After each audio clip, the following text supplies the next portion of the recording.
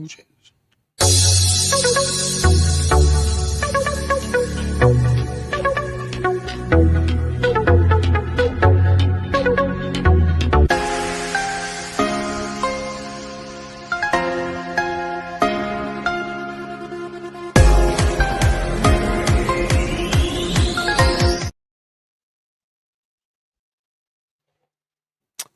Well, hello everybody. Welcome back to another episode of The Final Point. If you're new here, it's a show where only Leeds bros and Matty from Imagine Not Being Leeds get together. We have a beer and we sit down and we chat about Leeds United and the previous game. So the previous game obviously was Blackburn Rovers 1, Leeds United 0. So I'd imagine this one we might have a couple of beers, boys. Leeds United left a lot to be desired at Ewood Park at lunchtime on Saturday. Which seen the Whites fall to a 1-0 loss against Blackburn Rovers. We're going to get into it, discuss what went wrong, what the boys' thoughts of it was, and we'll try and make sense of it all. It is the day after, so hopefully we're all calmed down. First of all, we'll head over to Matty from Imagine Not Being Leeds. Matty, what's happening, buddy? How are you? I'm well, thank you, pal. Hope you two are well. I haven't let it ruin my weekend, let's put it that way, but I would have had a better weekend with 3 points. Yeah, it's been all right, mate. It's been a bit of a chill day. I needed it after working, as you know. I think I did a 15-hour day yesterday without driving as well, back from Luton. Missed the game. Catching up on the game, watching, bits and pieces. I managed to watch the full first half today on YouTube as well, and I watched a couple of different highlight versions, so I feel like I'm a lot more tuned up today in the game than I was yesterday when we spoke. So, yeah, it is what it is, lads, and we'll move on, don't we? Yeah, to be honest with you, mate, you didn't miss much at all, buddy. Did you? Like you really didn't. It was hard watching it, knowing that we're going to lose. Like it wasn't the best thing to watch, but you've got to do this when you've got to come and talk about it. You've got to know what you're on about. So I try my best. Yeah, 100%, buddy. And we pop across to the brother Dillo. How are you? What's happening, pal? Still a bit emotional, to be honest. Need a hug, to be honest. It's one of them days, isn't it? Oh, cool me. Cool me. Give Pedro a cuddle for me. Do you know, boys, I'm feeling a little bit better than yesterday. As much as I was kind of saying, it's not the worst thing in the world, I still felt a little bit shit yesterday. Still felt it was probably the worst performance of the season, but kind of thought about today and like that, seeing a stat that came out at this stage after 18 games, we were in third spot and we were something like 10 points behind Leicester. We're only 3 behind Sheffield United down now, so we're a lot better off than what we were last season anyway. So yeah, let's just be positive. It's a long way to go. We lost 10 last season. We've only lost 3 so far. So yeah, it's still a long way to go. So look, boys, we get into a couple of comments first anyway, because they are flying in. And boys, we are trying out streaming this to both channels, so this will be live on Imagine Not Being Leeds and only Leeds bros as well, so something a little bit new. So as what Danny says, don't forget to smash a like on the video and hit the subscribe button on both channels, guys, if you haven't done so. And John Redmond saying, evening lads. Wembley, stop. Stop, John, stop. Don't John, go there yet, buddy. Please. Don't go there yet. Everyone love that. Matty, you writing to us as well? I will. Does my mic sound all right? Danny made a comment and I've just looked and it wasn't plugged in. Does it sound okay now? Is that better, Danny? Yeah, sounds good, buddy. Yeah, I think it's all right. Yeah, if you can let us know in the chat, guys, if you can hear that. Sounds all right. Evening, Elizabeth. Hope you're well. Solomon returned to Tottenham at the end of the season because Shakhtar demanded a percentage of his deal. Ooh. And Paul from Leeds Therapy. Paul, big up, mate. Hope you're keeping away from them priests. Make sure to smash a like on the stream, boys. Big up, boys. Hope all as well. Thanks, buddy. Thanks for popping in. Danny says, evening, gents. I think all the comments are being pulled across here now. The same thing. Evie, how's it going, Evie? Hope the Christmas tree went well. So she says, evening, lads. We're coming from Christmas Day. And we're coming from glitter. Yeah, that's the worst, isn't it, lads? It'll be glitter and bits of Christmas tree everywhere. And you know that, like, fake snow will just be all over the house for weeks. Make sure to smash a like and subscribe to both of these channels. Cheers, Evie. Nice one. And here is the Swords boy, Sean Healy. Sean, hope you're doing well, pal. And Danny, Matty sounds a lot quieter than as normal. I think that's a good thing, is that, Danny? No. Paul says Dillo needs a hug. He does need a hug. Of a priest. Comments are flying in. And we have Russ. Big up, Russ. Hope you're keeping well, pal. Big love, Darren, Dillo, and Matty. Love that, Russ. Hope you're keeping well, pal. Cheers, man. And the comments are flying in. Right, guys, let's get into it. Matty, we'll head across to you first. You've obviously had a chance to rewatch it again today. Similar thoughts to yesterday, or how are you feeling today? Yeah, I'm feeling all right, mate. But To be fair, I'm a little bit annoyed. More annoyed with Farke today. More annoyed with a few bits and pieces that I normally let go of my head. I think Aronson definitely needs touching on now. You know, I've spoke about him the last few weeks on various channels and got a little bit of heat for it, saying he should come out. I feel like in the past, when we were in the Premier League with Aronson, he was asked to play through bad form, and he couldn't get through it. And it was about this time that season, when the World Cup started, wasn't it, in December, I think it was, and then after that he couldn't get going again. And I don't want it to be a similar thing this season. So for me, Aronson is definitely underperforming. He has been for the last few weeks. And with Farke, I feel like honestly, if he starts again, mate, it's over. It's over. Paul is brilliant, buddy. Yeah.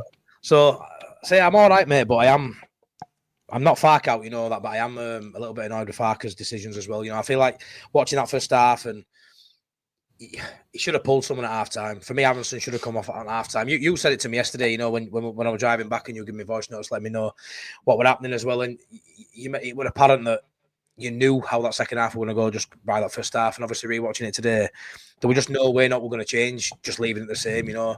And he just keeps going and going with the same thing, hoping for a different result with the same tools. And it's just not the case. I feel like he needs to adapt these away games. There's no reason why Leeds United can't go away from home to a mid-table side and win and play like they play at home. There's no reason why. I don't know what the difference is with this away form, but I've seen something today saying we've not won a lunchtime kickoff since last February.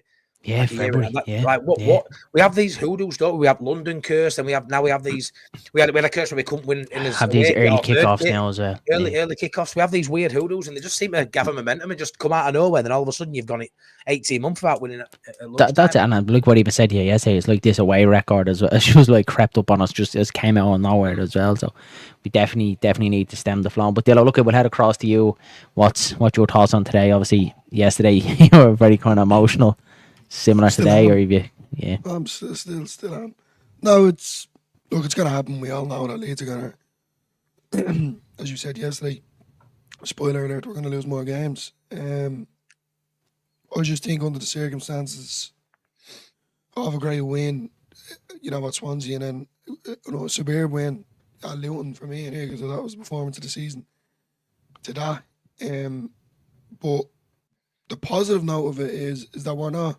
Any game that we do lose, it's only like one goal. To be fair, like it's not like we're getting smashed up.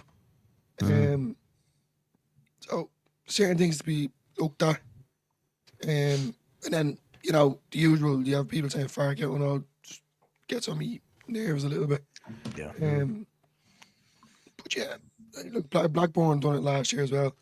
That manager is he knows his stuff. He knows how to. Yeah, well, that's he has Leeds. He has it on Farke. That's 3 over Farke. Same thing as Russell Martin as well. I think that frustrates us Leeds fans as well, that someone like Russell Martin was getting the better of Farke as well. And it is getting very frustrating now, isn't it? And look what I said yesterday, Mike, on your stream as well, your subscriber show. It feels like every time we lose a game, we're losing it the same way, isn't it? It's not like we're getting outdone by a side that can actually play football. It seems to always be the same way. Now, I watched it back a little bit myself. When I was watching it live, I felt like Blackburn were playing a low block. When I watch it back, it was more to like a mid kind of block that they were playing. They were still trying to get at us. And then in them last 15 minutes, they really, really sat in then to obviously try and protect their lead. And it's becoming a problem for Leeds when teams do sit in against us, and it doesn't take a genius to realise we really are struggling against it. And Joe Rodon touched on it as well in his post-match. He said the exact same thing as well. He said these sides just want to sit in. And I understand, Joe, yeah, you're stating the obvious here, buddy, but it's your jobs as footballers and Leeds United to break that down and find a way to win football matches, because you can't lose a game or draw a game and slip up against sides that you should be beating and come out and just go, oh, well, they played the low block today, we couldn't break it down. It's not really an excuse. We still had chances, Darren. We still had chances, didn't we? Yeah, we still had chances, but what I said to you, mate, we had chances, but Blackburn definitely had the better chances in the game. Yeah. And like what I said to you, obviously said a job of voice now. I thought Leeds were very lucky to get away with 1-0. It could have easily been 2 or 3. They obviously hit the crossbar, as what we said. Cantwell had a good chance as well where he nicked it off. Firpo was basically in 1-on-1. Yep. Just a little bit more composure, slotting it away. And then he had a chance a couple of minutes after that as well and could have scored again. So Leeds were very, very lucky. We'd not really clear cut. And for me, when I knew the game was kind of over and it wasn't going our way, it was when Patrick Bamford was flagged offside. And look, it was borderline. I do think he was offside, but it's borderline. It's one of them you hate seeing given against you. It was offside, but you just kind of know then when that doesn't go your way, you know it's not going to be your day. And it never felt like that. Even after 20 minutes, it's like what you said, Mikey.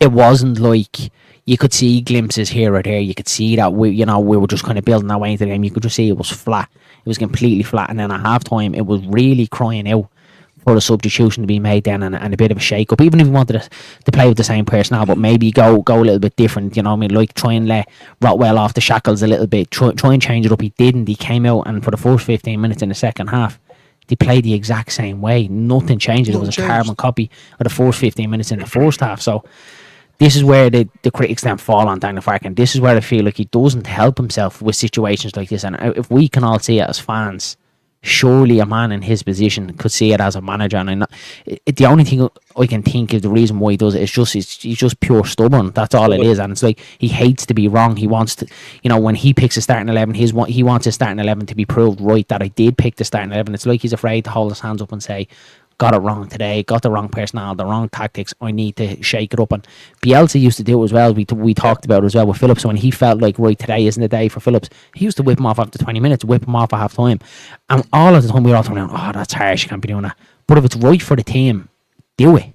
Because Leeds United above all is more precious than any of these players feeling. So for me, at half time needed a shake up. If at a push he was going to give the players the benefit of the doubt, give them 10-15 minutes the second half, and then he waits. Then I think it was a 68-minute then when you see the boys whipping off their jackets to come on. You see Solomon and Ramazani coming on, and again it took them a few minutes to get into the flow of the game, probably about 10 minutes. So you're talking about 10 minutes then to try and change the game. It's far too late. And this is where my frustration is coming from now. Again, I still do think we're alright. I'm definitely not Farke out, but this is where I think Farke needs to change, because he's not helping himself with these situations, because he's just backing himself into a corner. What's your kind of thoughts on that, mate? In life, you can make mistakes. Everyone makes mistakes. Of course. Mistake in football, as in an individual error, or you're losing the game. Difference is you always want to learn from your mistakes and always improve and always make sure and what we're seeing is he's not adapting, he's not changing, so it's the same mistake. Every time we drop points, it's the same thing we're seeing. It's the same pattern. Like Callum says in chat, 10 minutes in, you can, especially on away performances, 10 minutes in, you can tend to see how games going to go. You can see that they're quite solid. You can see that we're, going side to side, can't really break through. And it's just happened again. It's another game where I know it's not played on paper, but it's 3 points you're aiming for. When you look at that, you look at those fixtures, you're thinking definitely Blackburn away, it's 3 points, and Millwall maybe it's same, and Bristol maybe it's same. And the problem is, I think I've been a little bit too happy clapper.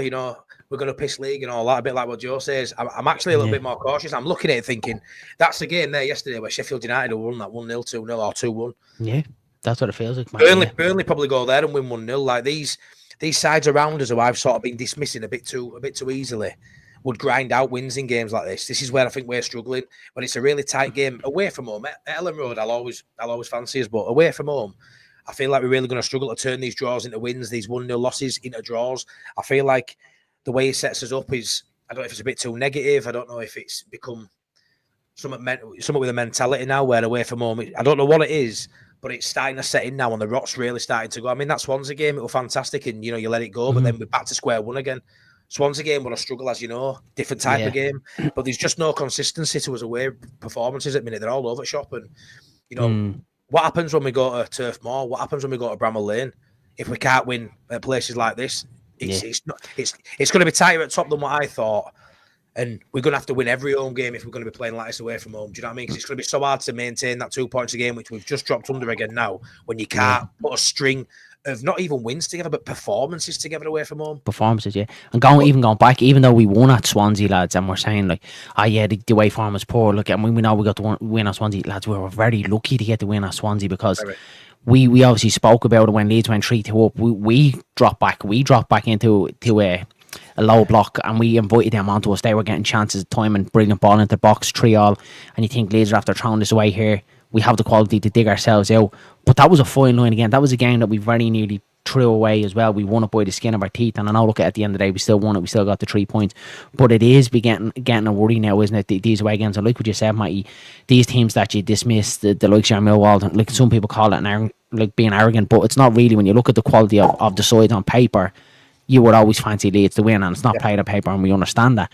But you would expect us to go to places like Millwall, Bristol City, Swansea, and Ewood Park there yesterday and win the game, and we're just not. And I feel like that we can't keep using this excuse as the low block, and it was the same. It was similar last year. Even the games that we were losing away from home, we were losing them in the exact same manner as what we were losing them this season. And I'll go back to my E and bring you back to a point, probably one of our very first shows together.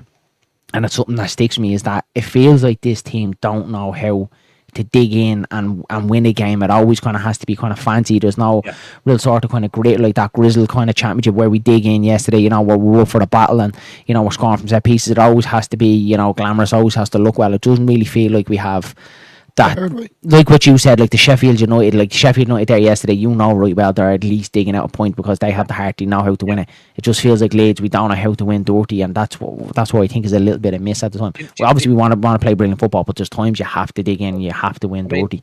100%, mate. I mean, do you not think when you look at that? I mean, Dillo yesterday. I mean, I'm saying Aronson probably needs to come out now, and I'd like to see a Nonto or a Ramazani, a flair player in there to see how well we can do. But yesterday, when I looked at that first half, it were crying out for Gillavogie to come in and put 3 in midfield. Yeah. It's definitely I looked at that and I thought yesterday that were apparent that he could have come in there and because they were bullying us at times. They were absolutely bullying us, and we didn't have one of them in midfield, mate. I think he would have short up that midfield, and it would have gave us attack and track on forward. If he had played Gillavogie in that sitting, we spoke about it again, Matty, and he had to let Rotwell and Tanaka go. That would have gave us a really good attacking threat then going forward if he had went 4-3-3. I thought that would have suited us down to the ground, but again, it's like that. You just know it's like something that you want and something you see that you think might work. If Fark is just not going to do it, he's just never going to deviate from that formation, isn't he? Like he just never does it. The only time we ever see him going away from that is when it's a panic when we're losing the game and he just chucks a load of centre forwards and a load of attacking players on. Hopefully that we win the game. We've seen that at Norwich as well. So that's the only time it feels like where he kind of throws the formation out the window because he knows it's kind of the last kind of throw at the dice. He has to figure out what's going to happen here. He can't keep relying on individual quality to break down low block. We need to find ways. The plan B? That's what it feels like. Like what you said, at Ellen Road, I'm confident to beat anybody. We think we're great at home. Sides are going to come there. That we can't. Look what you said, Matty. I wouldn't be surprised if we went the rest of the season without losing at Ellen Road. I don't think that's mental insane. It sounds mad when you are, but I could see it happening because we're that good at home. Yeah. It's just the away one is really, really bothering me, and it feels like it doesn't matter who we're coming up against. It feels like who we're coming up against that. It feels like we could. It's a potential banana skin at this stage, isn't it? But Darren, I mean, you were saying yesterday live on stream, like Fairbow kind of stands out. He couldn't even string a pass. This ball was getting away from him. Joe Rotwell done it a few times as well. You know, apart from Fark, like the players just didn't do it either. You know, a lot of things come in entwined together. Like Fark's not the one making a 5-yard pass. We noticed that a lot yesterday. That in the thing, even the pace on a pass, it was always like too far ahead, too far behind. You know, players' touches were off. It was like we weren't even concentrating to set it. It was always behind. You know, the final shot or a pass. Bogle as well. Remember Bogle got booked for a poor touch as well. It was like lapse in concentration. Like you can't blame that on Daniel Fark. That's the players. That's where it falls with the blame of the players. But it was like the tactics of the game and the formation that we had to do with. Daniel Fark didn't help the situation either, and like you can't solely blame Daniel Fark on the result. Yes, for me it's a collective. It's 50-50. Both of them have to take the blame. Daniel Fark and the players.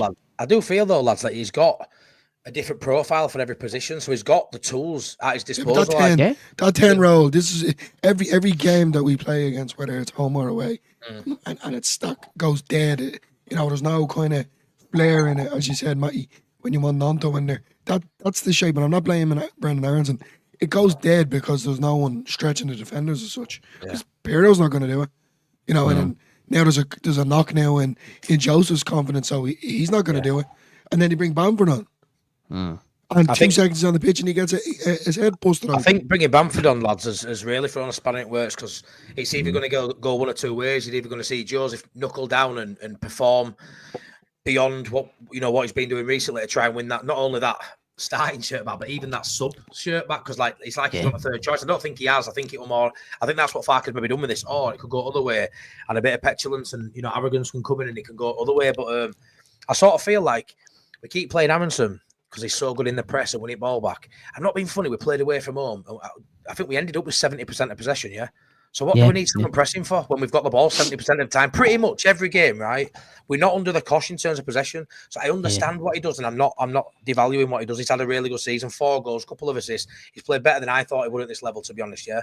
But everyone goes on about how good he is and how much of a part, you know, he's not an engine in a car where you take head gasket out and it won't work. You take him out and replace him with a flair player, you're just going to get different attributes. It's still going to work. It's still going to drive. I don't get it's like last season. We didn't have him last season and we were fine. We had a flair player last season, someone who could get the ball, turn on a sixpence and drive us up the pitch. Aronson can't control the ball half the time. He can't make a pass. He's at the minute his form's shot, and I feel like Aronson's somebody who can't play through form. Poor form. I feel like he's a confidence needs to be taken player. out. He'll start. What will happen now? That bandwagon will start rolling. He'll start getting murmurs and grunts in the stadium again. We don't want that for him. So I feel like now's the perfect time to take him out and bring a flair player in. You're at home two games in a row. It might even make these boring performances that some people say a little bit more eye-catching. It might, you know, I don't see any negative, in bringing in a Nonto or a Ramazani into 10. Bearing in mind, the next 2 home games, we're probably going to have 65% of possession. Middlesbrough maybe a little bit less because they'll probably come and play. But Derby especially, we're going to have 70% of the ball against Derby. I don't know what anyone says we are. So what do you need Aronson pressing for? That's it, mate. And it's like it's coming to a stage now where everyone's kind of saying, oh, well, look, we need Aronson. Aaron needs to be in the number 10. He needs to start. Then it's like, wait, so are we all saying if we take Brendan Aronson out of this team that are false of shit, that we can't win a game, that he is the vital call? Because that's what it feels like now at this stage, that he can't be rotated. And he's now become the undroppable one, where it was kind of Willie Nonto. It feels like now Aronson is kind of almost undroppable or unrotationable or whatever way you want to call it. Do you feel, Darren, if we take him on the starting lineup, we can't win games. Go ahead, mate. Sorry. Do you feel like we've only got 110 and that's why they're doing it? Do you not think Nonto, Ramazani and Solomon are? If you put one of them in, is it square pegs round holes? Because I don't think. No, but this is what I'm saying, mate. This is where, because we haven't seen anyone else play there. In little parts, we've seen Nonto kind of drop into the pocket. We've seen Solomon do the same thing, Ramazani as well, in like little parts here and there. And I feel like now Fark needs, and I said it as well, I think it was after, it was a Swansea game. I turned around and said we need to start trying someone else in the 10 because Aronson isn't going to last the course of a 46 game season. Yeah. He's going to get injured. You know, he might pick up suspensions. He might just not be at it like the way he was at Blackburn. And you need to have a plan B. You need to have set in your head, right, my replacement number 10 or my second choice for number 10 is Ramazani, is Nonto. We don't know that because we haven't seen it as fans. So Fark needs to know now in the eventuality like that where his performance has dropped, who's coming in to replace him, who can pick that up, what's my plan B. And it just feels like we haven't got it. And we obviously had a conversation a couple of weeks ago about January. We feel like we don't really need anyone, and this is what I was afraid of. And I said it to you boys, yesterday was the first day where I really felt like I missed Georgie Roar. I didn't really kind of miss him up until then. It was obviously games were like, geez, it'd be great to have Georgie, but yesterday after the game I was like, Jesus Christ, I really miss Georgie Rutter today. It was crying out for someone like him just to be creative. We didn't have anything in there. And even to kind of grab the game and go, give the ball to me. I can do it, you know, like a Pablo Hernandez kind of type. We didn't have it. And that's why I think it doesn't matter if Leeds win from now until January. I want to see us go out in January and get a number 10. We need to do. We've obviously had little conversations about Louis Barry going back to Villa. Like, just go get him. James McAtee, go get him. Like, there needs to be, mightn't necessarily be them 2 players, but let's have a look. Don't sit in our hands. Don't say when the January window closes and Aronson again's after dropping form and we still don't have a number 10 and it's going to kill us right the way through to May. We can't rest. We can't have this Leeds kind of type, this kind of, well, we're entitled to be in the Premier League. We have to go and do it. We can't sit on our hands. Well, I think number 10 is imperative in the January window for me, lads. Dillo, what do you think? Me and Mike just on full flow. Dillo sitting there. Yeah, no, I'm just, it's more what annoys me. Is the plan B. Like, there's no one to come in there when James is having an off game, and me and Mike agree and saying the Nonto in there now, but we're all just kind of covering the fact that we still need a number 10 in there. Yeah, you know, that we have these wingers and they're going to do the job for us. You know, he needs to kind of make a decision here, right? Brendan Aronson isn't his, whether you're going to shape up the formation or play 3 in midfield or play 2 up top. Something needs to change. And at this time of moment, Brendan Aronson isn't the answer for me. I'm telling you now, lads. What do you think to this, Dillo? If Ampadu would have come back 2 weeks ago, they'd have took Aronson out, brought Ampadu in, and you'd have probably seen Rafael Tanaka playing 10. Right now, when we haven't got a 10 and we're not in January and we're on about bringing wingers in there, which I think could do brilliant. I think if Ampadu's match fit now, Aronson comes out and that's how Ampadu gets back inside because Aronson's form's a lot lower currently than Rothwell and Tanaka's. That's my I'd love take. to see Tanaka getting that 10. Yeah, I I'd would. love to But see like that, it might even change. I'm sitting here right now from what we've seen so far up in this 18 game season is that we need a number 10. Yeah. There might be answers in this squad.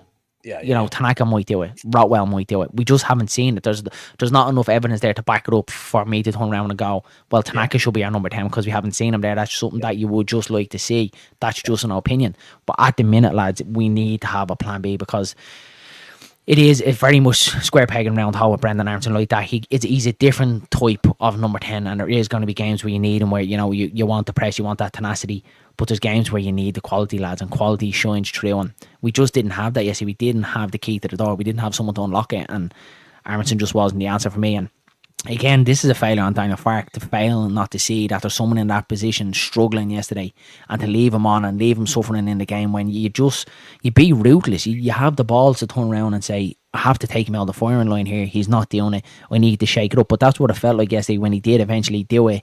He was just trying Ramazani in the 10. He was just trying not doing the 10. It wasn't something that's kind of preempted where, well, I know this is going to work because this is my plan B. It feels very kind of sort of, it always seems to be reactive rather than proactive, like ahead of the curve. It always seems like, let's just try this and let's see if it works. And this is where I'm getting with Daniel Farke. Again, I'm not Daniel Farke out, but he's just not helping himself at the minute with the fan base. And we're all saying the same thing. He's not learning from his mistakes. It needs to change big time, or we're going to find ourselves in trouble. Yeah, coming in that way form, it's going to start. You know, we keep saying it's the course, but why is it happening? Yeah. No matter way, it doesn't matter where we play with Leeds United, and we should be going out proving a point here at the end of the day. Yeah, like as I said, we're not getting smashed up.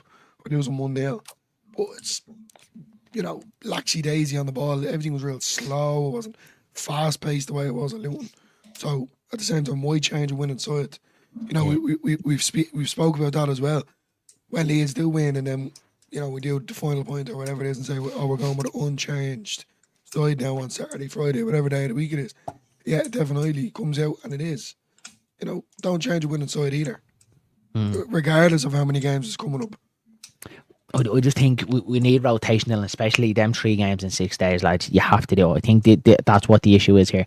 He is rotating, but he's not really rotating the right personnel, if that makes sense. Like, I think Armstrong really, really should have came out for Blackburn. For me, he had to come out. You could see against Luton that he absolutely ran his socks off, like ran himself into the ground. And the difference in performances, like Luton, we were all saying was probably our best performance of the season, followed on by Blackburn was probably our worst performance of the season, back to back. Like, how can that be such a swing? To have such a great performance and such a bad performance in the space of a couple of days, it's absolutely mental. And look what I said, it was a carbon copy before the last international break when we went away to Bristol City. It felt the exact same way. Then first 20 minutes late just weren't at it. Very lacklustre, poor passing, touches not being on it, just feeling like, just mentally the lads just weren't tuned in, mentally looking fatigued, looking tired, you know, no real energy in the side, no one really wanting to grab it. And it always feels like the exact same way. So Farke has to learn from it, lads. I keep saying the same thing, but go ahead, mate. I've seen a Blackburn fan, he commented on my video earlier, and he was saying how John Eustace is just a tactical masterclass, obviously, yesterday, and generally he normally gets it right. We've seen it 3-0 against Farke. Farke's probably the better manager in terms of status in the game, what he's done in the game, but Eustace is no mug, and he's probably going to have a good career. We've seen that already. Sat by Birmingham unfairly. He's now at Blackburn doing really good things after losing, you know, the best player, so you can't argue with that. But he said the Middlesbrough game, they pressed really high, and then against Leeds, they fell back and they didn't press with nowhere near as much intensity. They held off because they knew sitting back, letting Leeds have the ball were the way to play. Middlesbrough were a totally different game plan. And you could argue Leeds and Middlesbrough are the 2 best attacking sides, but there was still a tactical tweak between the 2 games. We're not seeing that with Farke. Farke doesn't. No, it's the same way for every game. It's like he doesn't show any side, any respect, which is annoying me. He goes based on this. And he says it, doesn't he? He always says we have to go there. We have to show respect. And I said, yeah, well, Daniel, then change up your tactics and you know what way they're going to play. Don't just think because your style, you think it's right way to play football. Like, and you don't deviate from it. There's times that you have to. And I obviously said it to Matt yesterday. You could see they were just sitting in, and Tanaka and Rotwell and Strike and Rodan were basically 4 just sitting on top of each other at the halfway line. We couldn't get through them, and every time we do try and play a pass further forward, Nanto, who was coming in then he was swapped over from the left hand side, which I thought he was getting joy to the right hand side. James went out to the left, has no left foot. So Nanto naturally was drifting in, James was drifting in, Aronson was all over the place. So you just had this spine at the side right down the middle, and with absolutely no width whatsoever. You'd Bogle trying to do it, who I don't think had a great game yesterday either, and then Fairbaugh was just way off it yesterday. So our two kind of width players weren't on form either. So it didn't work whatsoever at all, and I need to shake up. And it is games like this at times where you need to probably rely on set piece a little bit more. With a lot of corners there yesterday again, we didn't. Yeah, exactly. Do you know what I mean? We didn't really make do with them, and there's games like that where if it's not working from open play, you're not getting any joy. They're playing a low block. It can be hard to break down. Well, then you get a set piece. You need to make it count, whether it's a corner from or corner kick or free kick from the edge of the box. You need to make it count, and it just feels like we just don't have that. It just feels like we haven't got the dog in us to scrape out a 1-0 like that. It's just. No, I don't ever get anyway kind of confident or excited when I see Leeds taking a set piece. You know, a couple of weeks ago we scored from a corner. It's great, but like us as fans, we should be kind of like, you need to get into this. Go up and win this. Go up and score it, more or less. And it's never like that. Set pieces are so crucial in a game. Yeah, and Leeds are just simply not performing on them. We get a corner, Dillo. When you get a corner and I'm at Ellie Road, I say just give him a goal kick. Just let him have a goal kick. What's point wasting 60 seconds? I agree. Completely agree. Well, going back to Fairbaugh there, Darren. I'm starting to think, is it maybe an issue now because there's a lot of rumours and speculation about his That's it. It's very much creeping up to the time that he can start having contract negotiations. And I said it to you lads, Fairpaugh's no one to blame for his performance yesterday by himself. He was stupid enough to do what he done at Millwall to get himself a 3-game suspension. He has obviously 3 games without being, like, he's probably physically fit but not match fit, 2 totally different things. And he comes into that game there yesterday, be called upon to step up to the plate, and he didn't. He was miles, absolutely miles. It's a shame, isn't it? It's a shame what happened with Bamford, with Byram getting that injury, and also being 3 games 6 days, because you'd have liked if they'd have been in a position where they could have said, well, you fucked up.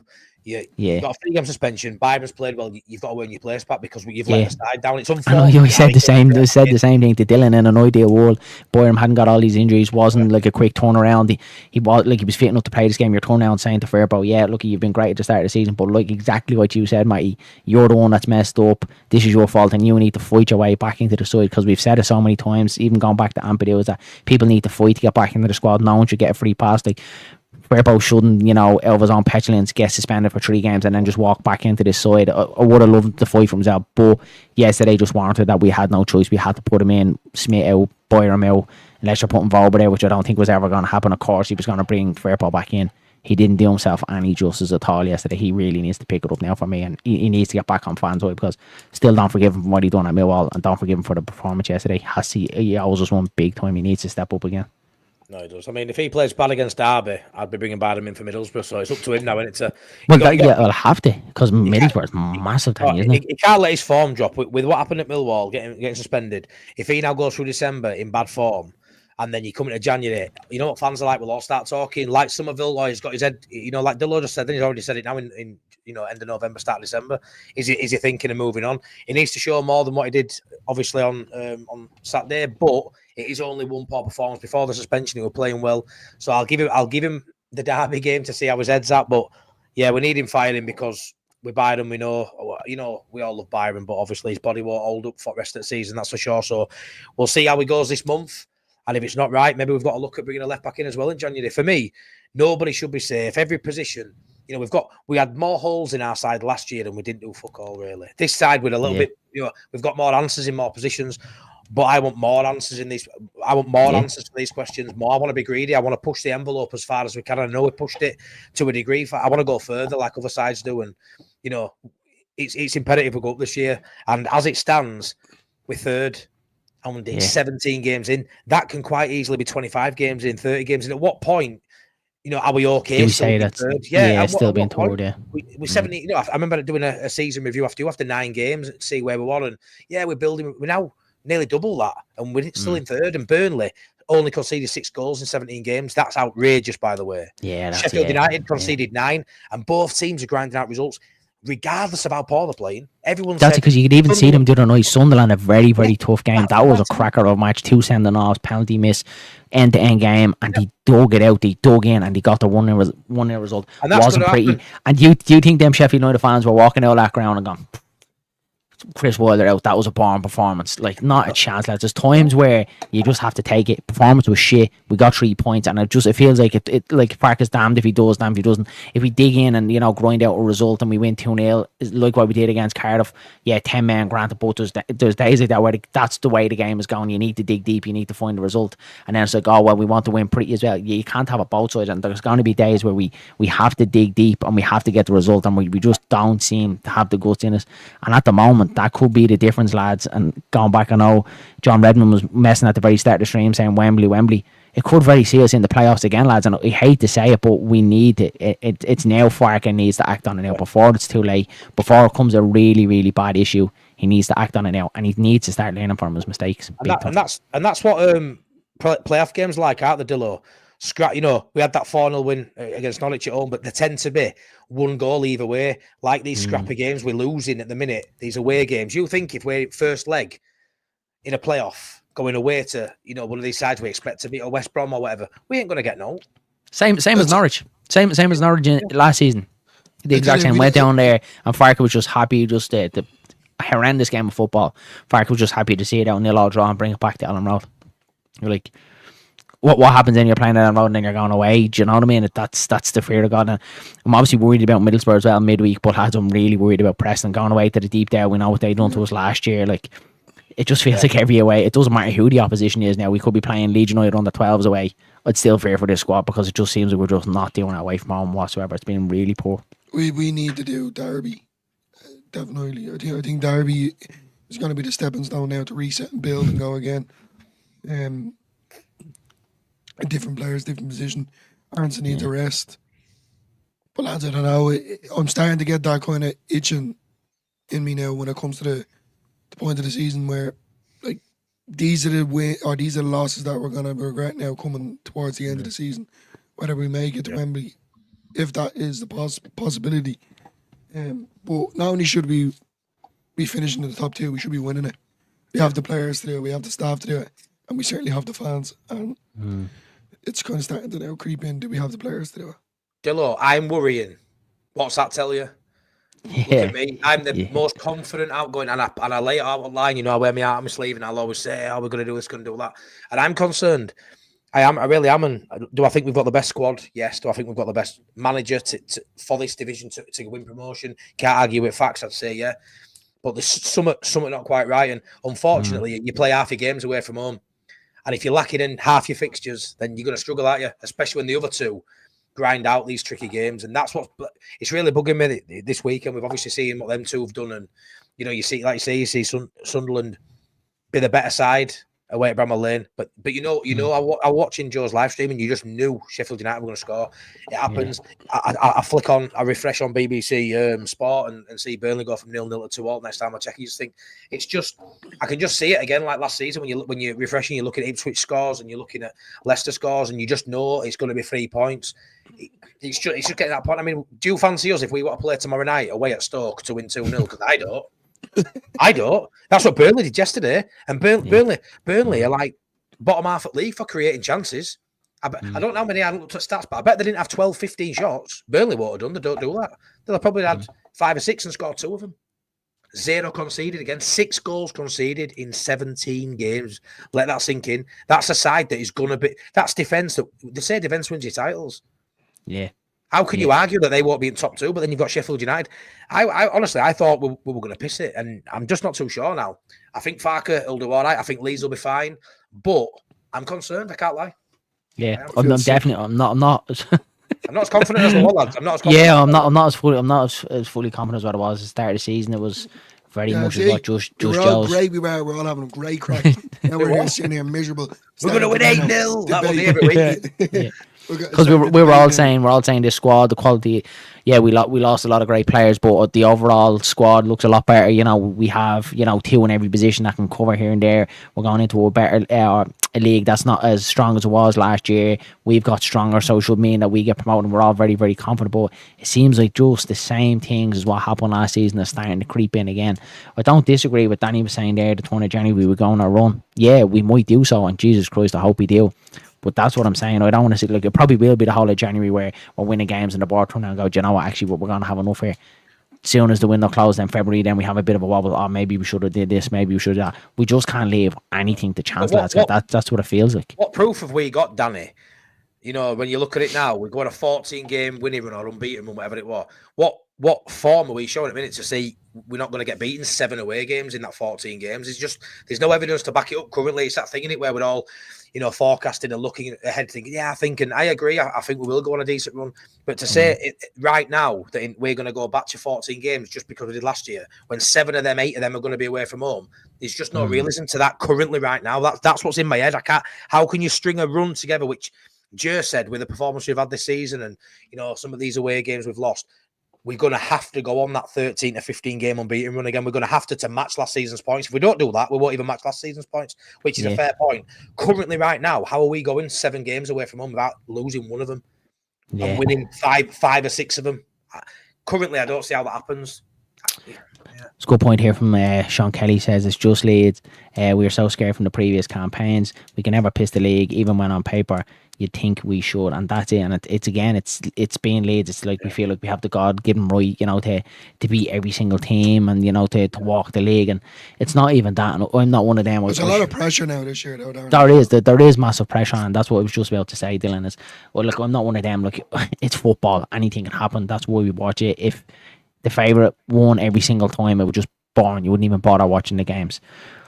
But this is what annoys me, is that the way we are losing the same way. That's what's starting to annoy me now. Like, I fully understand that we're going to lose more games this season. I don't want to keep seeing us losing the exact same way, you know, to this team that sits in, plays the low block, hits us on the counter attack, gets the goal, whether it's going to be a stupid penalty, a corner, our mistake, and then we just fail to have any sort of quality or to feel like we're going to get back into the game. Because yesterday we just didn't. We didn't threaten whatsoever. I never actually felt like we were even going to get out of there without a draw. And that's what's really starting to frustrate me now, is that it's just the same thing, the same issues, the same excuse as well from Fark as well in his post matches as well. And he needs to start learning from, because, well, look what I said, lads, his head is on the chopping block. The 49ers are knowing absolutely everything. And look at Sean. Sean obviously brought it up on Just Joe's. He's brought it up a couple of times with us. When it gets to the Premier League, lads, you know, they're looking back on all this whole situation, regardless if he gets us promoted or not. Yeah. They're looking back at all this for me. 100%, mate. Like I say, I just have heart palpitations. It's just, I mean, you look when pressure kicked in last season, right? There were no pressure last season for the vast majority of it because we were so far behind early on. We were just always chasing. As soon as we got to top of league, as soon as we got in that conversation for autos, as ours fell out, then we couldn't compete, right? This season so far, you know, 46 games, you probably don't feel the pressure as a player. You're getting into the swing of it. You can it's like it been a long distance runner, innit? You don't go out from, you know, you don't go lead and win the race. You pace yourself. You don't peak too early. You stay 3rd or 4th with your eye on lead. You go gradually as the race goes on. So for me, Leeds United being 5th, 6th, 4th this season so far, what concerned them. But what happens if we knock top and clear after 30 games? You know, all of a sudden, we're only a month or 2 off this pressure really starting to turn. And we know, you know, we've lost some big hitters from last season, but it's still a massive core of that side still there now. And we lost more experienced players last season. We brought Gilavogi, and that could be, you know, perfect signing come end of the season. He could be more important come the end of the season than what we know right now. But that's some of that really bothers me, because when you're seeing Farker's not learning from his tactical issues that he's having, he ain't learning. How can you just guarantee a squad of players can change the mentality when he comes up? Like, I aren't too sure when it really comes to those crunch times, if it is tight. Because I've never had an issue, because I've always thought we're too good and we'll create a gap. So we'll get to a point where it won't be as tight as last year. If that doesn't happen, what's the mentality like of these players? Is it strong enough? That's great. That's my question, mate. That's my question. Yeah, and I think that's what the comfort will obviously pass that over to Dylan as well. My little bit on it, that was probably my comfort going into the season, where I kind of felt like we won't need to kind of have that pressure. We should be well home and hosed. You know, we should. Yeah, again, it's arrogance kind of saying it, but we should be walking this division. We shouldn't have to come down to that crunch like that QPR game away from home, where we have to win this game. Yeah. Our promotion, you know, literally hangs on a thread in this game. I think that's kind of been my thought, and it still might very much happen that we're never going to get to that point. But if we do keep continuing the way we're going, it will get to that situation. And you're bang on the money there, Matty. How did these boys step up to that mentally with that pressure on them? You know, knowing that they failed at Wembley last year, can they do it again? Have they got the mental strength to get through it? That is the worry. That is the question. Yeah, you're right here, Mike, because if it does get to that, My anxiety's through the roof. Sorry, Dillo. Dillo, yeah, like obviously putting that over to you. So like obviously how you start, I know you're very much hung up on like the Leedsy kind of way. You know, we obviously create a gap and we shoot ourselves in the foot. Do you feel like that might be an issue that, you know, we all kind of felt that we could be home and holes before we even get into that position of worry? Do you feel like if we do get there? I can rewrite history here for you right now. You know, Leeds will start to turn it around, right? And I hope this isn't the case. Leeds start to turn it around against Derby, probably win the next 3 on the bounce, give or take. Like that, Darren, as you said, Preston standing out for me. But let's say there's 7 games left. It's neck and neck. Leeds are second. Saturday afternoon against fucking Rotherham. Leeds lose. It happens. Do you know what I'm talking about? You know, and then you're saying to yourself, but you don't mind that as a once. Not that you don't mind that, lads, but like it's one of them with football and you're like, yeah, look, it happens, you know what I mean? Every dog has its day, but it's the fact that it's been repetitive. Yeah, that's what I'm saying. It's the same sort of thing. We've read the script, we know exactly what's going to happen. And look what Mighty said there, again, on the money. If Leeds were playing Stoke away from home tomorrow, I'm not confident that we're going there picking up any points. Not even confident we're going there to, you know, get a draw. Like, that's the way it feels at the minute, and that's not good for a team that we've all said that we're going to be front and centre, and, you know, we're going to walk this league. It isn't a strong league. Like, we need to pull ourselves back into check and realise, you know, it's not going to be a walk in the park. We were away down the country last year for the Leicester game. Evie, thanks very much. I'll try. We were away last year for the Leicester, when Leicester came down the road. And, you know, Leeds put it up to the big teams. They seem to always do. But they do absolutely nothing when it comes to the, no offence to any fans out there, the little teams. Teams that we should be beating, I'll put it that way. So, like that, we can't keep relying on teams, you know, like waiting for Sheffield United to slip, waiting for Burnley to slip.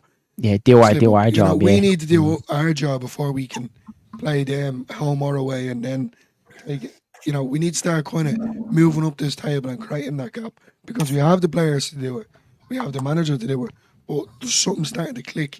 Now, you're going to have the likes of Sean as well saying, you know, Fark out and all, and you're going on about the Premier League and all. I'm not going to keep repeating myself. I'm not worried about the Premier League, because we're not there yet. No. Not one bit are we. Why are we all hung up on, we need to get out of here? Like, the 3 of us keep saying, you know, we shouldn't, we shouldn't be kind of hung up on the fact of when Fark does get us to the Premier League, what's he going to do, etc. Let's concentrate on now and see what happens and go from there. That's it, like. 100%.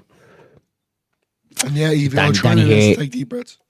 Danny here has been saying this now for a bit, lads. In fairness, Danny started giving Bamford minutes this time last season, then played him in the new year. It's happening again, and I've got the receipts. Yeah, I know, Danny, buddy, but I think the Bamford this time last year isn't the Bamford this year, and I don't think his body is up to it at all. If he'd have come on and scored yesterday, then we'd have all been like, bloody hell, Danny's onto something here. But he didn't. He came on and looked poor. I'll try it out there. No disrespect to Danny. Yeah, Bamford comes on and scores, and he's a great fella. I'll give him a pat on the back. Yeah. And that's great. And he probably do all right again in the next game, getting assist and go. But the one after that, then that's when he gets the injury, and that's when he takes himself off back to his podcast. While he's celebrating about Leeds United. Not being smart, lads. I'm done with Bamford. I'm being honest. Yeah. It'd be hard, wouldn't it, if you come into team, because like I say, you'll back anyone that wears a Leeds United shirt. But it'll be very hard. Sorry, Danny, buddy. I'm struggling to keep up. This is the most comments I've ever had, buddy. So give us a break, man, will you? You know I love you, Danny.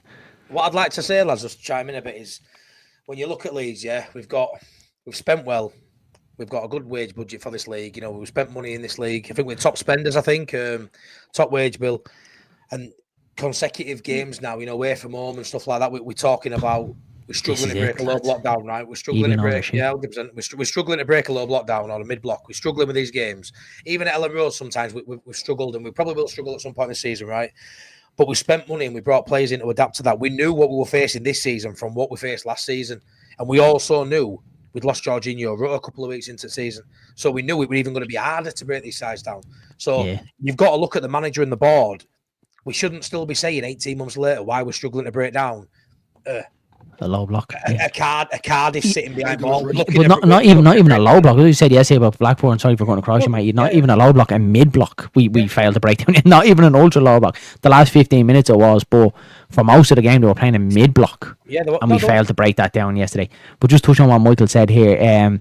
Teams up there against us every week. Blackburn were the first to every ball yesterday. We didn't match them for intensity. Carbon copy of the Millwall game. Yeah. And this is where it comes into where it's the players and it's not Daniel Farke, because at the end of the day it's the players that needs to have the same intensity. It's the players that need to have the hunger to go out and show their will, to show their quality on the ball, to dig deep. That's not up to Daniel Farke. Look, at the end of the day, he puts a side that he thinks is going to win the game. And when they're not performing, well, then you change it. And then that comes down to him, and he failed to change it.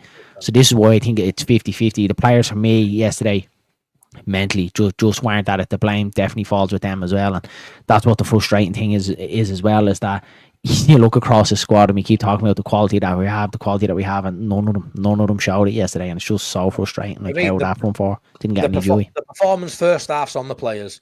The performance from half time onwards is down to Farke, because he had 6 subs to change there. You got 6 players to bring in and tweak tactics, and from half time onwards, no change, and it felt like it got worse.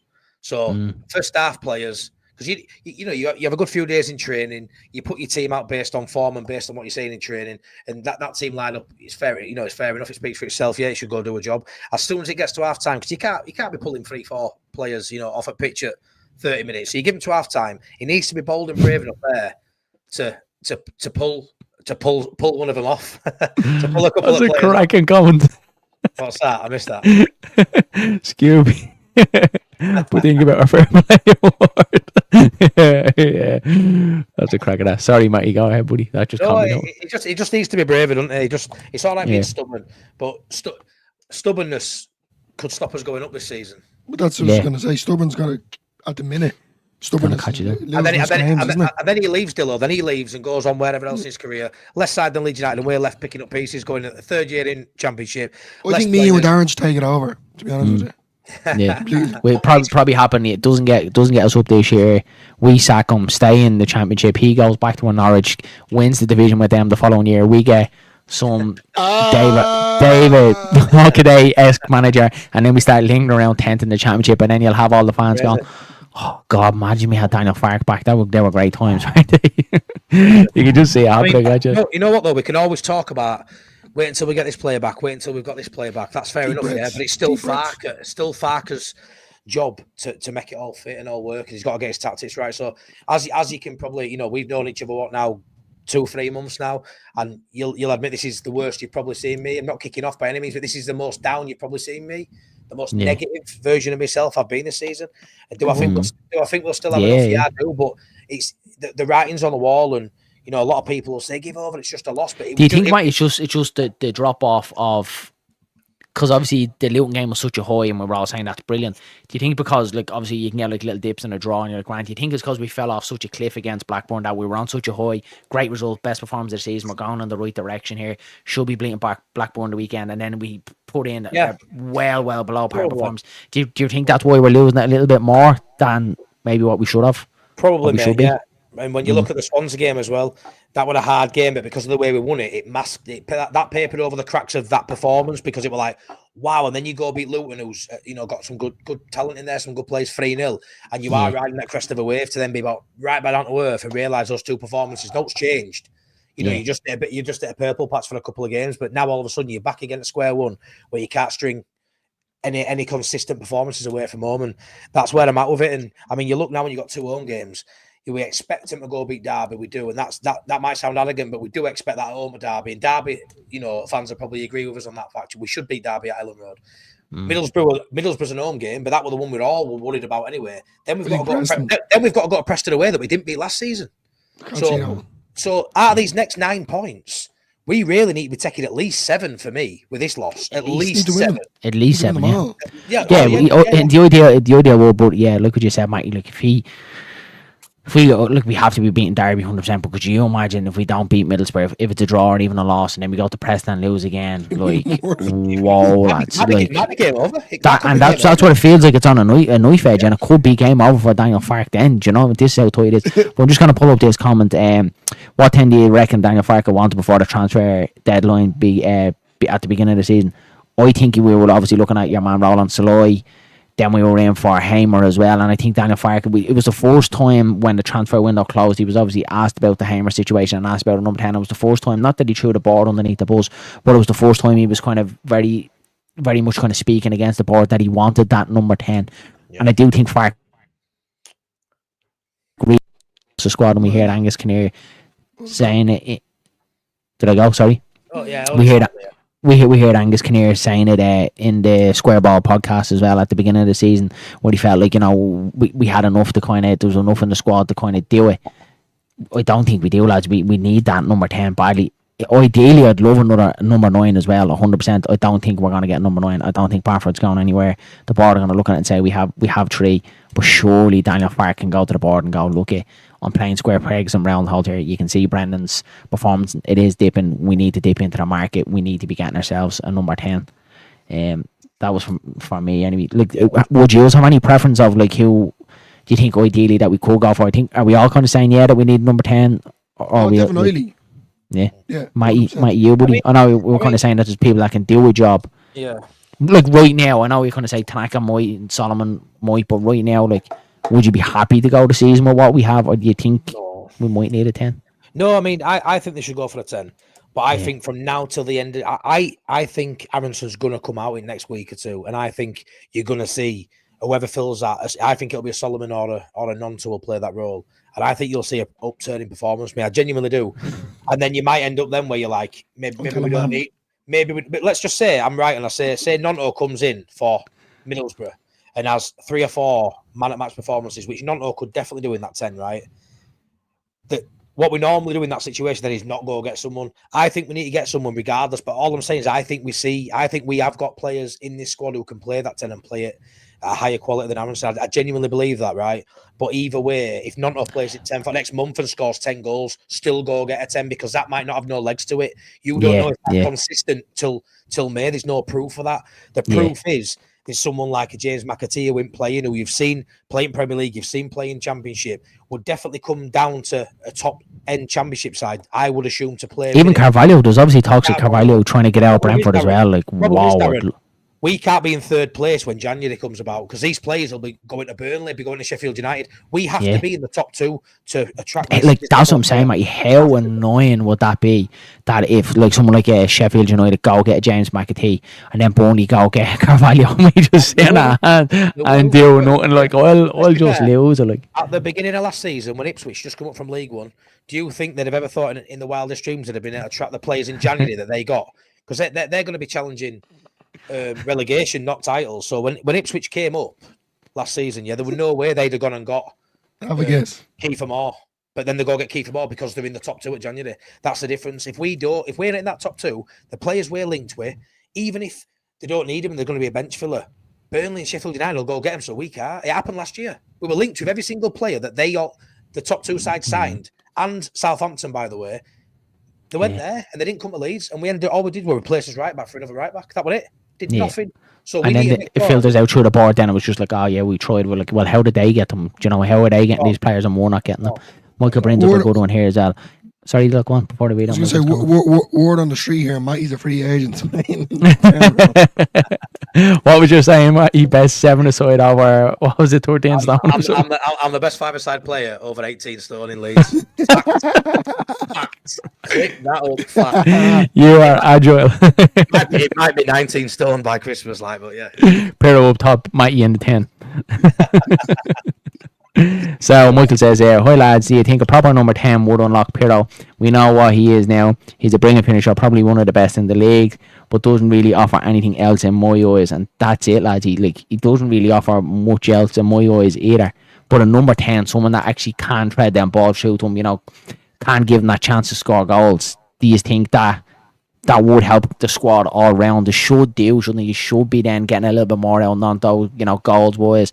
James, Solomon, Ramazani, and then Pirro then obviously being the main one as well. Yeah, it's definitely a show to be had. I just genuinely think it's just the final pass and the final shot. As you said, it's match fitness, match sharpness, and I think it's the match sharpness at the minute for me. And look, as I said, Aronson hasn't done anything really wrong. I think that's just the main issue at hand at the minute. I think for a while at the start of the season we were kind of putting it on the Joseph and Pirro situation, but I'm starting to kind of think now maybe it is that 10 role, and also maybe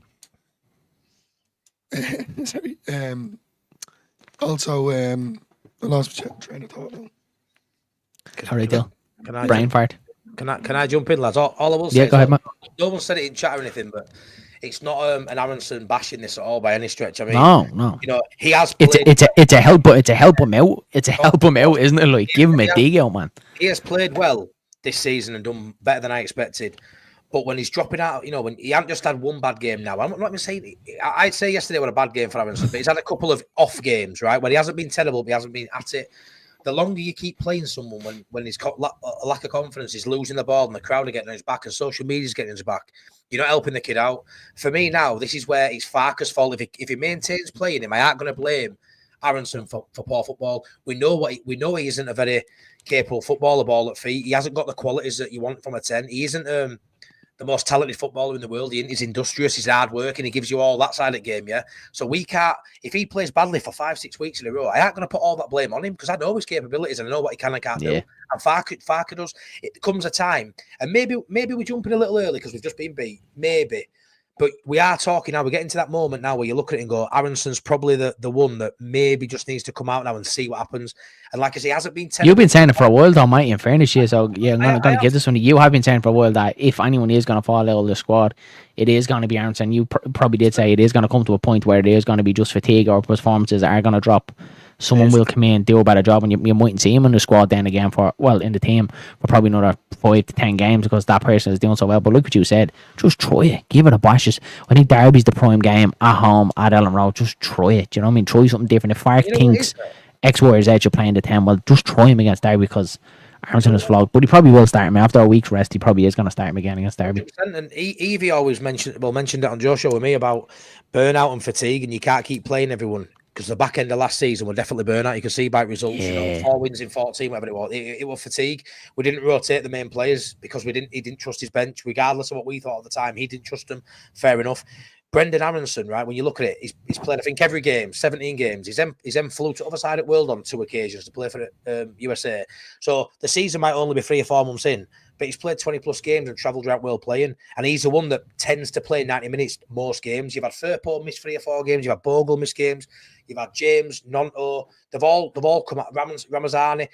Pirro's been on bench for spells of 5 or 6. So was Joseph. Everyone's freshened up in that squad, really. Bar Aronson. So when we're talking about fatigue towards end of year, maybe his end of year is just a little bit sooner than everybody else's. Maybe he's hitting it now. Yeah. And as well, his travelling as well. Obviously, he's been playing for USA as well. His travelling as well. Tanaka's obviously doing the same thing as well. And it probably will, lads, come to a point with Tanaka as well. Like if he keeps, I know he dropped a little bit yesterday, but he keeps that standing performance of playing week in, week out, travelling, halfway across the world to play for Japan as well. It's going to catch up on him as well. You can't. These players aren't robots. It's the exact same thing. What happened they to want us. to be now because we need to get out of this league. So they'll have to get on with it. I don't like your negativity today. I'm being honest. No, it's not being negative. It's just it's trying to be be realistic about it. We've obviously said about Ampadu coming back in as well. Like, do you think he's going to help? Some people are saying, already foreseeing he can't do it in the championship. And look, I do want Ampadu to fight his way back into the squad, but I do think he will get back into the squad for this reason that we definitely do need a rotation in that middle of the park because Rodwell and Tanaka, more or less the exact same thing was happening to Aronson, kind of have to play at the minute, even though Gilavogi has been there. I would like to see Gilavogi, kind of given a chance at some stage from the start. Again, whether Farke does it is going to be another thing as well. We all want rotation. We're getting a little bit of rotation, but just maybe rotate the right players. For me, yesterday, maybe. Go ahead, with people going away in international duty or injuries, suspensions, etc., we can't have the same lineup every single time. Different players are going to have to play. You can't blame him, maybe. Schmidt is going to have to come in. Bogan might even need a rest as well, lads. To be fair. Wobers that are coming on. You know, we're gonna have to start putting faith in all these players, lads. Unfortunately, I'm not being smart. And then as Danny said, even down to Bamford, I don't really want them anywhere near the team, to be honest with you. But it's gonna happen. It's gonna be. It's definitely gonna happen. It has to happen. As Matty said, you know, the only one that hasn't gotten that bit of a rest and freshen up was Aaron's, and everyone else has. So maybe that's something that Fark has to do. He has to kind of make. Let's put a topic that I want to talk about that I think is a little bit of a concern is the Mateo Joseph situation. He's very bad. Obviously, had like really good pre-season. Well, even the hype towards the end of the last season when he got his goals at Chelsea, we were all saying the Fark needs to start him. Had a really good pre-season. We're all kind of saying, told you, Daniel Fark starts this season. Our number 9 looks like Daniel Fark kind of hung his hat on him to be the number 9. Started him, showed his trust in him straight away. Wasn't necessarily playing bad, but because Pirlo was coming off the bench scoring goals, it was what you said, Matty. It warranted him to start the game. He did start the game against Sunderland. He scored down, so that kind of snowballed that, right, I need to be starting Pirlo now. He's the one in form. When Joseph then did eventually come back into the team, didn't quite give us what he was giving us at the start of the season. Whether, again, it's just we kind of like hung too much on him. Still kind of an academy kind of prospect coming through. That young kind of youth player didn't really seem to go up that level, and now he was kind of the forced off the bench then when Pirlo wasn't doing well. And yes, he was the first day yesterday that Bamford came on ahead of him. Where do you think his head is at, and what do you think where Daniel Fark is head at more so? Because obviously at the start of the season he really fancied Joseph, and now he's basically third striker going off yesterday. Or do you think the game yesterday was just in need of Bamford? What's your thoughts on the Joseph situation? Either or. Yeah, I think this is where he's got to show a bit of maturity for his young age. I mean, you look at Pirlo, he won't have been happy with starting the season not as number 9. For money he's on, for what he was promised probably when he come to Leeds, for the talent he's got and what he expects of himself as a footballer. That's a kick in knackers for any footballer of a decent, you know, what is he, 24-year-old, season pro, top scorer in Championship, and he's got this young kid taking that spot, and rightly so. I think at the beginning of the season, he won it back through hard work, through forcing his way into a system that didn't suit him, and you can't argue with Pirlo getting in ahead of him when, you know, the time is coming for him, and that's down to his attitude. That for me.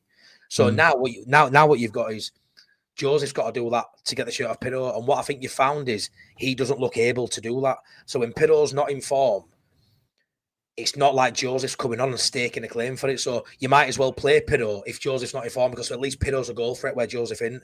But now what you've got is you've also had Joseph dropped to third choice for one game. It might have just been Farker, you know, maybe showing him a little bit of something here, like, you know, you've got a lot to learn here, and maybe try and bring him down a peg or two. I don't know. I'm not saying he's got an attitude problem, not at all. But losing shirt to Pirlo has not given what Pirlo did when, you know, Pirlo had when he lost his shirt. Yeah, Pirlo was like, I need to get back in. 100%. I mean, it's common knowledge, really. You can see it, can't you? He loses his shirt, Pirlo's won it back. You know, Joseph hasn't won it back, even when Pirlo's not playing well. He's looking over his shoulder thinking, this young lad's going to be hungry, vying for my shirt. It's not quite happened. Whereas when roles are reversed, Pirlo's winning it back. What do you think to that, Dillo? Yeah, I'm kind of going back towards pre-season. You know, Joseph looked very, very, very good for me. Anyway, so considering him, you know, over Pirlo, it was kind it was kind of hard for me to kind of get my head around, considering that we bought a player that was, you know, 2 seasons in a row championship top goal scorer. So I was, you know, as you can see, Pirlo is beside me. I'm not a hater for Joseph. He's he's similar to the way Bamford plays. So when he did come on, I thought he was very good at Sheffield Wednesday. Brilliant. When your man came over the barrier with the point in his hand. So, you know, for me, that I was kind of like, oh my God, this fella has something to prove.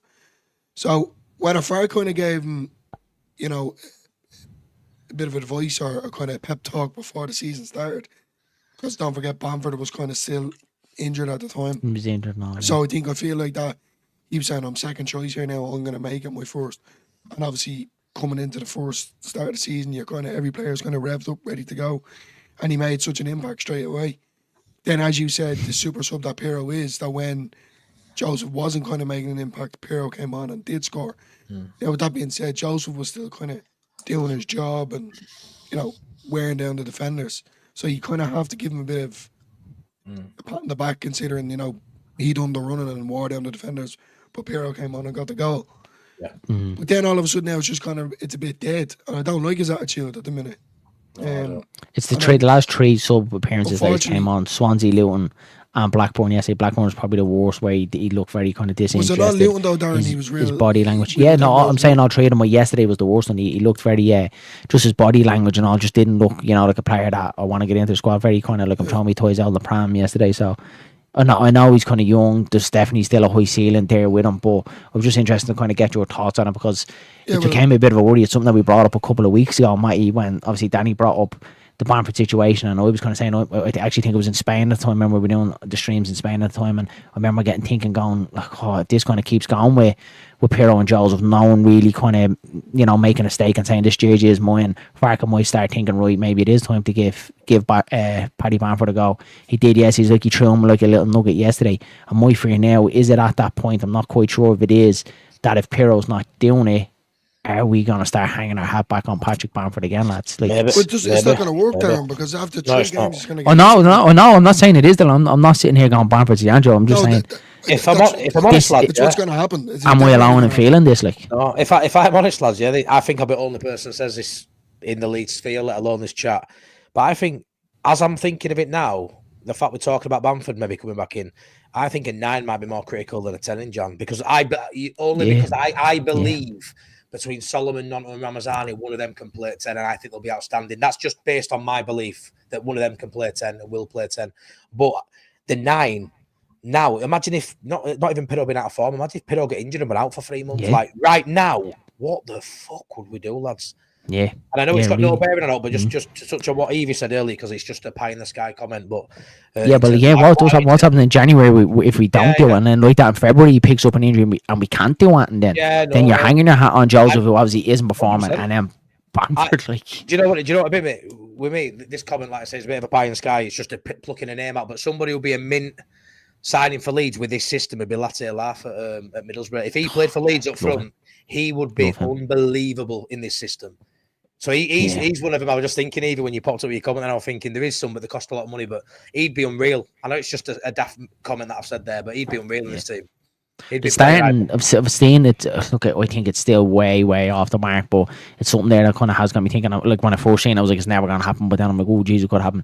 Evan Ferguson is being spouted about because obviously he's not getting much minutes in Brighton. Are Brighton going to loan him to a fellow Premier League club? I'm not too sure. Maybe lower down. Like, will he go to one of the lower end teams and fight relegation? Will Brighton think that's the best for his, progression? Would they rather see him go to a championship side, a higher end championship side, to get in, score goals, build confidence, play week in, week out? And then I started thinking about it. Like, first of all, I'm saying I was like, absolutely no chance of we getting Evan Ferguson. But then the more I gradually started to try and convince myself, maybe he might come to Leeds. Maybe he's not getting the Brighton. This is the first final point that I'm on an emotional roller coaster with you. I've been up and down. I'm telling you now. But right now, lads, Evan Ferguson goes to Sheffield United, boy. That's What's going on here, lads? That's what we've got to look at it. If it's 1st of January now, not 1st of December, and there's anyone like that available in Premier League, they don't come to Leeds right now. They've got Sheffield United or Burnley. Simple as. Yeah. Jeez, I'd love Evan Ferguson. That'd be a great signing. Oh no, absolutely. I'd love look here. Don't get me wrong. I don't think it is going to happen. But when you first see you're scrolling through X and I seen a possibility of Evan Ferguson being loaned out to a top end championship club, and I was just like, what? And then I was like, nah, never gonna happen. Then started looking into it. I was like, yeah, he's not really playing for Brighton. He's not getting in there at the minute. Getting kind of big part minutes. Are Brighton gonna loan him to teams in and around him where he could make a difference? No, definitely not. And are they gonna loan him for his career to a lower end Premier League side that are fighting relegation, like say, spitballing here, like in Everton, someone like that, a Forest, that are kind of going to struggle? Will they loan him to somewhere like that? Is that the best for his kind of progression in his career?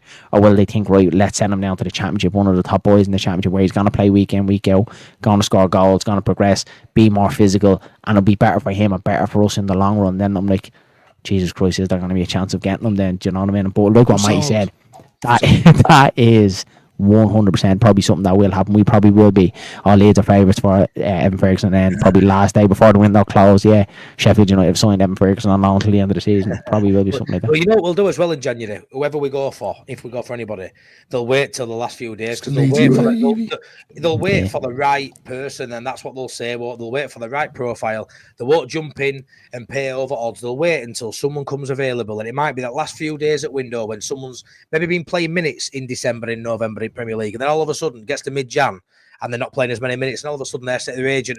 That's how football works sometimes. It's not a case at 1st of January, doors open, let's get someone in. When do we ever do that? We don't tend to go on deadline day very often. But that last week... Michael's sorry, mate. Good job, lads.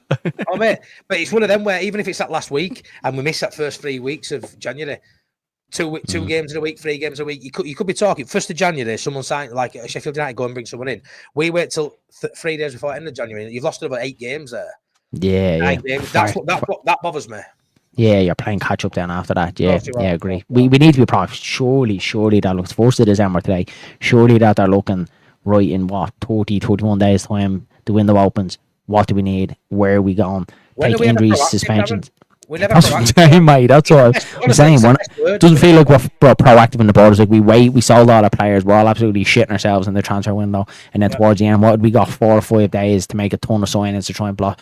Fark wanted 4, and then he obviously wanted a number 10. We didn't get him, but it just felt like that last week of the transfer window was just like absolutely hectic because like we need this, we need that, and I'm just like, why can't we ever just be organised? It feels like the kid that brings his homework home and just waits till the last minute to do his homework or hand in his project the very last minute. It's just like, just do it, just go and do the obvious thing, do it first. Don't wait, get it over and done as soon as the January window opens. I'd love to let you just go make a statement. It doesn't have to be a statement signing, but just go get someone, go, yeah, we realise we need players in X, Y and Z, and just do it. Don't wait for the last couple of days to see what happens or see who's available. I'm sure probably what is going to happen, they're probably going to wait to see the Max Valber situation. Is he going to jump ship? Gelhardt's probably going to be out the door as well. You might even have someone like Charlie Crew, lads, that will probably turn around to the club and go, look, can I just go play football? Like, I'm not playing. Can I go somewhere else? Can I go League One? Like, let me go play football. The club might look at it then, right, we need to get a loan in here. Can we cover him? Wages, X, Y and Z. So, yeah, you're right, mate, about that one, buddy. Yeah, you alright, Dillo? No. This has all been planned, Dylan. Me and Matty had a call before, so like when we're on the final point tonight, let's wind Dylan up as much as we can. Dylan's been having a great day today. Let's wind him up and ruin his day. Yeah, Matty, anyway, give us a shot. Let's see how the tash is going. Beautiful, mate. I'm keeping it. Are you keeping it, yeah? It's patchy, but you know. All you need now is a little cowboy hat here from the world. Have you got the little cone for it yet, mate? Not yet, mate. I'm gonna get. I'm hopefully gonna get a Manscaped bag for in the sky rocket. Just pop it out and just stand at the bus stop. Willie Nando, you didn't see Matty and Ellen. Willie Nando chew on goal. Matty there combing his beard. Yeah, lads. Look, anything else to add? I think that's everything for me. Let's try and box Blackburn over. Let's put it in the grave. Forget it. We'll move on to Derby. Yeah. Derby obviously up next. Seems a long way away, doesn't it? Next Saturday. Me and Dylan are actually on our Christmas party. Only Leeds Bros first ever Christmas party. Next Saturday. I've already bet. We are, myself and Dylan are going out. We're going to be truthful. We're going out for a couple of points next Saturday. We always do around the Christmas period. We're actually heading into the Guinness Storehouse where the famous brew was made. We're heading in there. We're actually heading in for 3:30 or something, Dylan, is it? So we will be in town, so there won't be any follow along for that. But Derby is next up. We'll get a couple of match predictions. Dillo, what way are you going for Derby?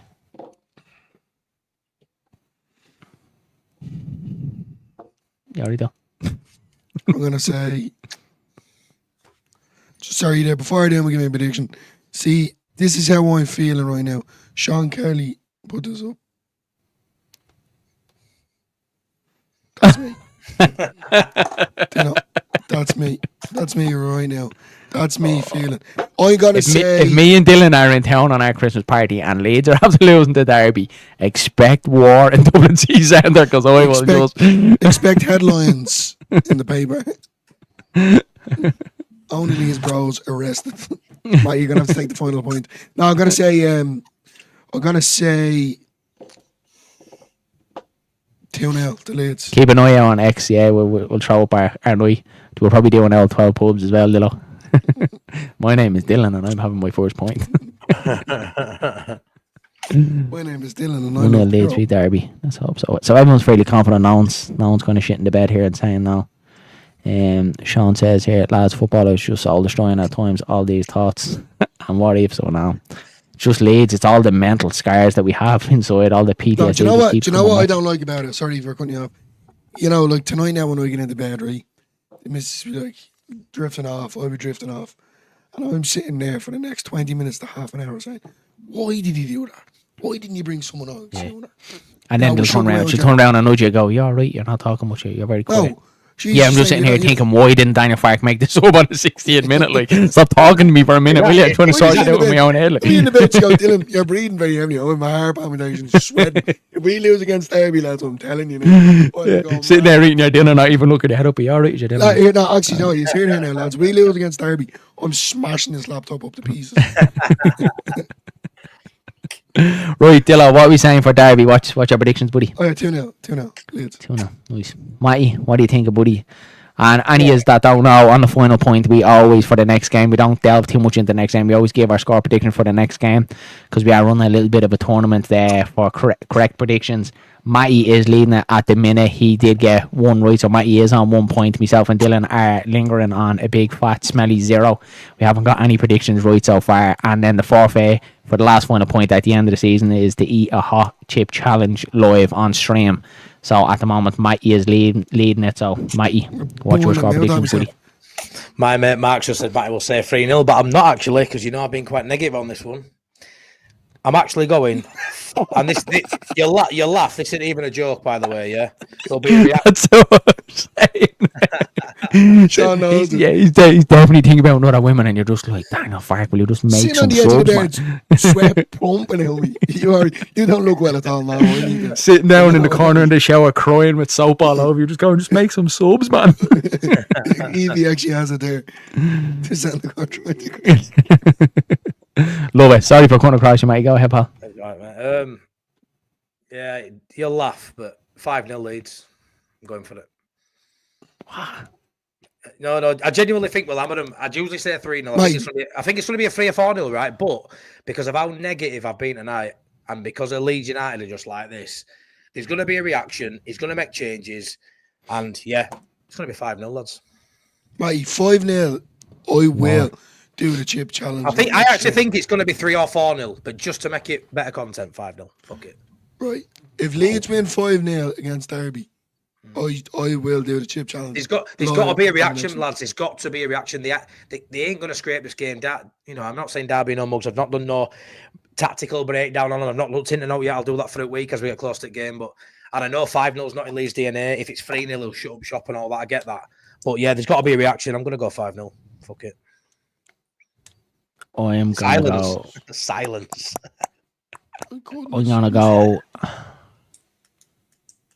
4-2 Leeds. Is that a serious one as well? I'm going 4-2.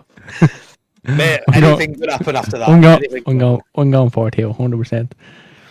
And that's why. The better not be anywhere in the Derby shirt. They'll just get, yeah, definitely. I feel a bit off now because I'm at the same 2-0.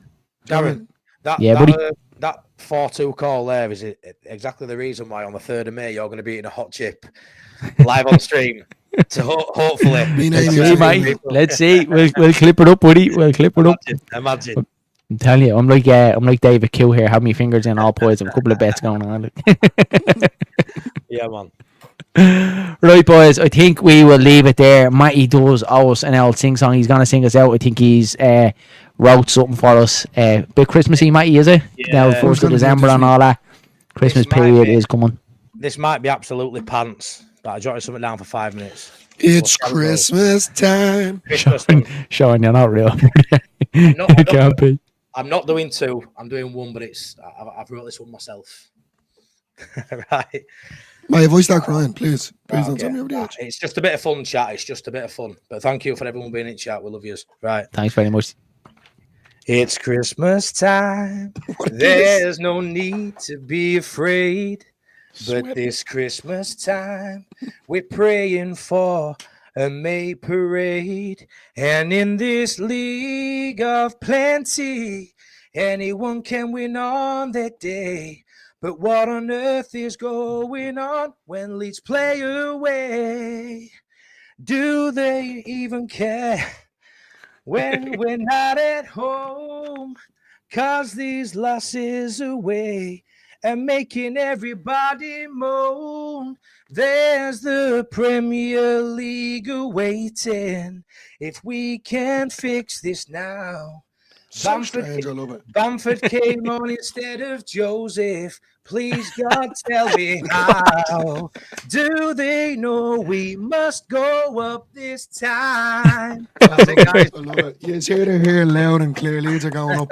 Yeah, I feel so much better after that sing song altogether. Thanks very much for tuning in, guys. There, right, lads. Look it. Don't forget to smash a like on the video before you leave. Hit subscribe to both channels. Only Leeds Bros and Imagine Not Being Leeds. Final Point, the best upcoming show on YouTube. If you're not involved, get involved. And again, don't forget to hit that notification bell so you don't miss a beat. We probably will be back on Thursday with Daniel Farke's press conference for your derby build-up. Me and Dylan, there won't be any watch along or follow along this week, as we will be out getting absolutely legless in the Guinness Storehouse. Hopefully, after Leeds picked up 3 points. Matty, what's happening with you, buddy? I know you have a couple of things in the pipeline. You want to let the people know what's happening over and Imagine Not Being Leeds? Yeah, obviously next week there'll be a preview like you guys for the derby game, but yeah, I'll get in touch with Evie probably tomorrow and set up a time. But me and Evie are getting together to as the second episode of Ups and Downs on my channel, which is a mental health segment of the channel. And I want to get people on to talk about adversities they've gone through, tough times in their life, and hopefully they've come through one if they're still battling it. Yeah, come on if they're open to talking on camera. If not, I'm always there in chats as well, you know, if they want someone to talk to in general. But you know how I feel about mental health. I'm a big advocate of it. After seeing Evie's show she did on Discourse of Peacocks, beautiful, you know what I mean? And it was great. What a great person to get on for my second episode. So I'll be in touch with Evie. We've agreed. I think we're going to do it on Tuesday. It's going to be a pre-record, and hopefully we'll put it out on Wednesday. I just need to fine-tune the timing when we're getting on to do it. But yeah, so watch out for that. Watch out for that next week. Hopefully it'll go well. Evie's, you know, a top lass, and yeah, hopefully we'll have put the world to rights. Talk about Leeds United, a bit of mental health, and yeah, hopefully it's a good makes for good viewing.